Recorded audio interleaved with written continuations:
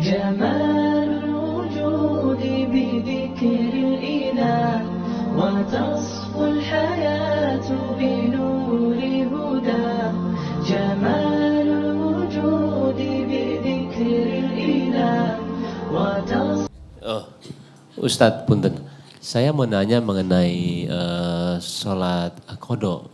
Saya itu agak bingung sebenarnya. Misalkan saya ketinggalan, kita anggap itu 2 subuh. Hari ketiga saya sholat, apakah bisa dikerjain dua-duanya dalam satu waktu? Itu pertama. Yang kedua, ketika kita beranggapan sholat subuh ketinggalan. Nah itu kita mendingan, misalnya saya bangun jam 8. Saya lebih baik sholat besoknya atau saya sholat subuh jam 8? Baik. Ya, itu aja. Terima kasih. Kasus kedua itu terjadi bahkan di lingkungan Nabi. Gitu. Dan kesiangan Nabi. Ya, tapi hikmahnya kata para ulama, mudah bagi Allah menjadikan Nabi tepat pada waktunya bangun dan sholat. Tapi ditetapkan, diizinkan oleh Allah siang itu bangun untuk menjadi petunjuk bagi umatnya yang kesiangan bangunnya. Suatu ketika Nabi sedang dalam perjalanan lalu istirahat. Istirahat menjelang subuh.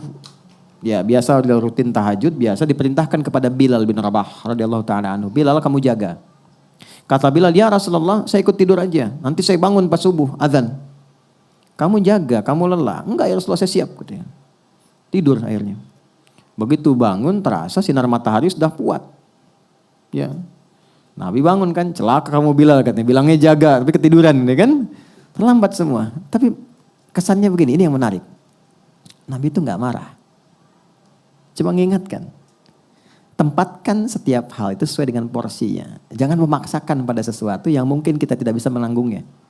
Kalau mau melakukan sesuatu, tauhidkan dulu pada Allah supaya Allah jaga kita. Kayak kita katakan insya Allah. Itu spirit surat Al-Kahf. Singkatnya apa? Nabi langsung katakan wudhu semua. Wudhu. Dan Bilal seperti biasa. Ya, adzan, iqamat, selesai semuanya. Yang paling menarik apa? Sholat sunnah dulu. Lalu dilakukanlah sholat subuh pada saat itu. Berjamaah. Itu adalah jawaban terbaik yang memberikan cara. Komentar ulama hadis ketika melihat hadis itu. Ini sebetulnya hikmah yang Allah berikan kepada umat Nabi Muhammad ketika mereka kesiangan dalam bangun tidurnya sehingga terlewatlah subuh tidak pada waktunya. Muncullah hadis Nabi, orang yang tertidur itu maka sholatnya pada saat bangunnya. Jelas. Pertanyaan yang kedua tadi. Jadi kalau ada orang kemudian harusnya subuh itu 4.45 bangun, dia baru bangun 5.44. Udah lewat waktu kan? Maka dia bangun nih, dia sadar. Maka lakukan sholat itu saat bangunnya. Itulah waktu untuk dia menunaikannya. Jadi 5.44 diambil wudhu, dia sholat.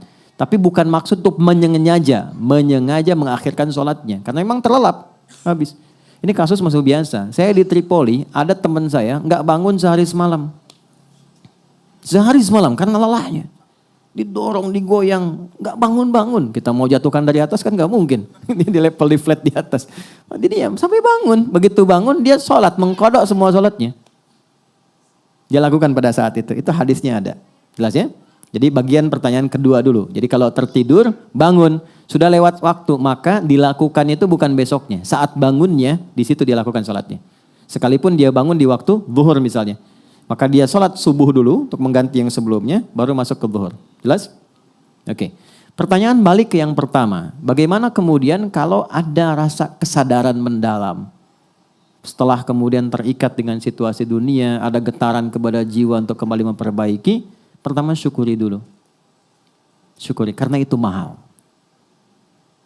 Apa yang harus kita syukuri?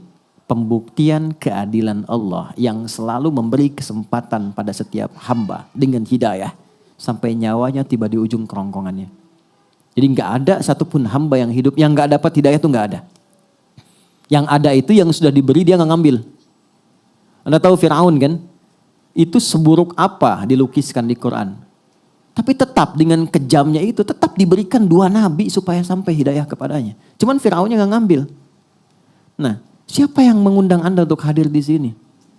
Anda bisa punya pilihan, Anda punya pekerjaan yang lain, aktivitas.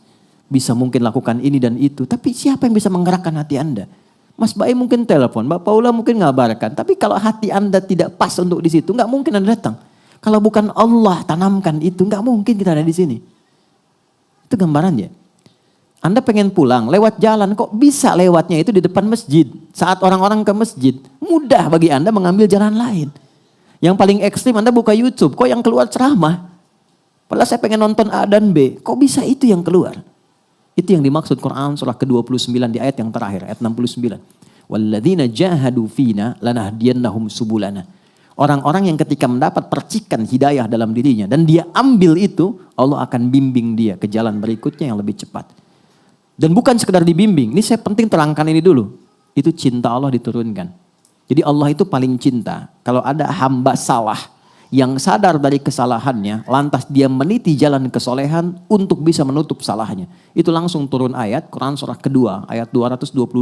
Innallaha yuhibbut tawwabin. Allah sangat cinta jika ada hamba yang belajar dari salah untuk menjadi soleh. Disinilah muncul kalimat bijak dari ulama, Allah lebih mencintai orang salah, ya, pelaku maksiat yang gemar bertobat dibandingkan orang soleh yang tidak pernah merasa salah. Nah, maka di titik itu penting kita menata. Apa nih salahnya? Tadi sholat. Oke, kita merasa sholat banyak tertinggal. Sekarang pengen kembali, pengen ditutup. Bagaimana caranya? Ulama ngasih solusi. Maka dikiaskan, dianalogikan dengan orang tidur tadi. Tapi udah panjang, walaupun bukan Ashabul Kahfi. Maka bagaimana caranya? Dekatkan pada waktu-waktunya. Ini rumusnya, nomor telepon menuju kepada Allah, 24434. Subuh, duhur, asar, maghrib, isya. Oke? Saya nggak tahu udah terlewat berapa lama dulu. Sulit menghitungnya. Gampangnya gini, subuh, begitu sudah dikerjakan, niatkan qadha berikutnya, sholat lagi, niatkan untuk yang sebelumnya. Jelas? Dekatkan dengan waktunya. Itu pertanyaan yang pertama tadi. Sholat dulu sesuai dengan waktu 2 rakaat. Setelah itu, bangkit sholat lagi 2 rakaat untuk nutup yang sebelumnya. Dah. Zuhur 4 rakaat, sholat. Setelah itu dekatkan untuk tutup yang sebelumnya. Jelas? Baik. Kapan ini dikerjakan? Sederhananya yang gampang. Kalau kita sedang dalam suasana jamaah, supaya tidak menarik perhatian dan salah persepsi, salah duga, dan timbul hal yang baru yang tidak seharusnya muncul, 2 caranya. 1, ketika adzan berkumandang kan ada space sholat sunnah kan? Kerjakan sholat sunnahnya, yang pertamanya kerjakan, kemudian di situ kita bisa niatkan untuk menutup yang sebelumnya. Baru ikut jamaah. Atau ikut jamaah di sini ketika pulang dari rumah sholat lagi untuk tutup yang sebelumnya. Dan orang rumah, kalau ada salah satu di rumah yang mengerjakan itu dan dia memang menjelaskan untuk menutup yang lama, banggalah. Jangan eksplorasi kekurangannya. Tapi berbahagialah karena Allah sedang merubah jalan hidup di keluarga itu menjadi lebih baik. Ya, jadi ketika Allah sudah kirimkan dia untuk menutup yang lalu, Anda tidak ditugaskan untuk mengoreknya kembali. Jangan gali. Jangan sudutkan, tapi motivasikan. Alhamdulillah Pak, kalau perlu jamaah aja, Bapak depan aku di belakang. Supaya sholatnya bernilai misalnya, nggak apa-apa. Jelas? Oh kamu ketinggalan juga? Enggak, buat support kamu aja. Itu biasa dunia. Duhur begitu, ya, asar begitu. Maghrib begitu konsepnya. Dikerjakan dulu yang sekarang waktunya, setelah itu niatkan, sholat lagi, niatkan untuk menutup yang sebelumnya. Yang Allah lihat, bukan berapa jumlah untuk menutup yang lainnya. Tapi yang Allah lihat kesungguhan kita untuk berubah. Itu kata para ulama.